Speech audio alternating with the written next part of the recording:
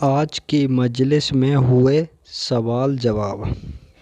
सवाल नंबर 1, सत्संगी और मनमुखी के चोला छोड़ने में क्या फ़र्क है? सत्संगी के शरीर छोड़ने पर रोना क्यों नहीं चाहिए?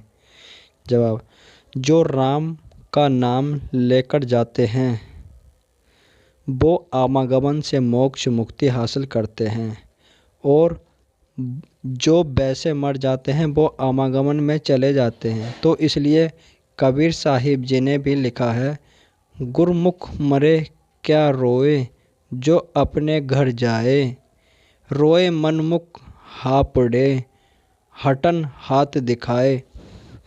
कहने का मतलब, जो दर दर ठोकर खाएगा 84 लाख योनियों में, उसके लिए रोना आता है। और जो राम की गोद में चला गया राम का नाम लेकर, हालांकि रोना आएगा, रोना नहीं चाहिए, क्योंकि हम सामाजिक हैं, हमारी मोहब्बत होती है। माँ गई, बाप गया, बेटा गया, बड़ा दर्द होता है। लेकिन कहने का मतलब, उसके लिए भक्ति करो, उस आत्मा का भी भला और आपका भी। सवाल नंबर 2, एक सत्संगी जब चोला छोड़ता है तो आप जी के हाथ उसका सफ़र कैसा होता है? आप जी के साथ उसका सफ़र कैसा होता है? जवाब, बेटा आप सुमरन कर लें, भक्ति कर लें, आपको भी पता चल सकता है। समाधि में जाओ, राम जी की उस दरगाह में, निज धाम में आप जा सकते हैं, वो अनुभव कर सकते हैं। ये कैसे संभव है? उसके लिए तपस्या जरूरी है। सुबह शाम आधा घंटा समाधि में बैठो, जरूर पता चलेगा। सवाल नंबर 3, कैसे पता लगे कि कोई रोग कर्म रोग है और उसे कैसे ख़त्म किया जा सकता है?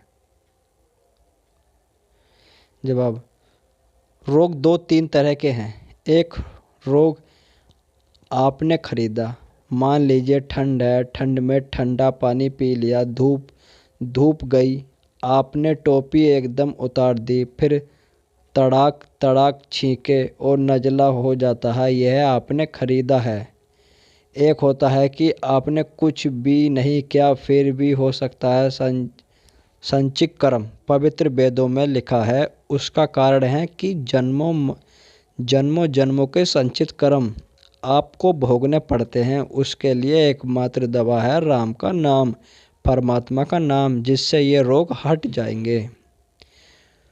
और जो आपके शरीर खरीदे हैं, दवाई भी लो, क्योंकि जुकाम हो जाता है। काफ़ी डॉक्टर पता क्या कहते हैं, जुकाम हो जाए कि भाई दवाई लेगा 1 सप्ताह में ठीक हो जाएगा, दवाई नहीं लेगा तो 7 दिन लग जाएंगे। मतलब यह है, जुकाम 7 दिन तो लेगा ही लेगा। तो इस तरह से दवाई लेने चाहिए अगर आपको लगता है। वरना तो पहले हमारे बुजुर्ग, जो हमने देखा, राजस्थान में जन्म हुआ, हमने देखा हमारे वहाँ छाछ में मिर्ची घोलकर पी लेते थे और कंबल लपेट कर लेट जाते थे। 4-5 छींकें आई, कहते हैं निकल गया जुकाम।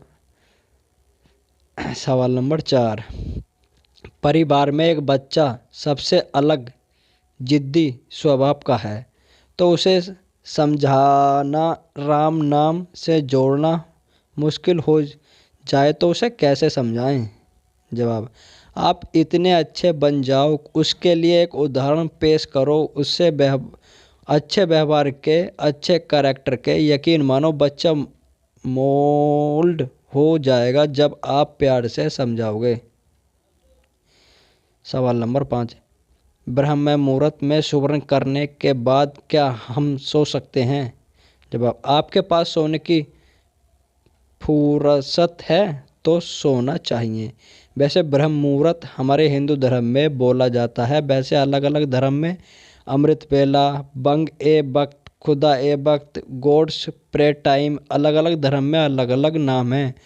क्योंकि हमने रिसर्च किया है तो उसमें तो यही है कि आप जब जाग जाओ फ्रेश हो जाओ, दोनों आंखों पर पानी लगा लो। अगर नहा नहीं सकते तो कम से कम नींद उड़ जाए और फिर भक्ति करो। उसके बाद ना सो तो वो भक्ति आपके कर्म में भी बहुत सहायक होगी। सो गए तो नींद में सहायक होगी। मर्जी आपकी, जो लेना ले लो। सवाल नंबर 6। जब हम अपनी लाइफ के मुश्किल फेज में डिमोटिवेट हो जाते हैं तो अपने आप को कैसे बैलेंस करें? जवाब, सुबरन करें। सुबह शाम आधा घंटा और आत्मिक शक्ति जागृत होगी। आत्मिक शक्ति जागृत होने से आत्मबल आएगा और जिसके अंदर आत्मबल होता है वो हारी बाजी भी जीत जाया करते हैं। धन धन सद्गुरु तेरे ही आसरा। वीडियो को शेयर करें, कमेंट्स करें, जिससे कि आपकी सेवा बने। धन धन सद्गुरु तेरे ही आसरा।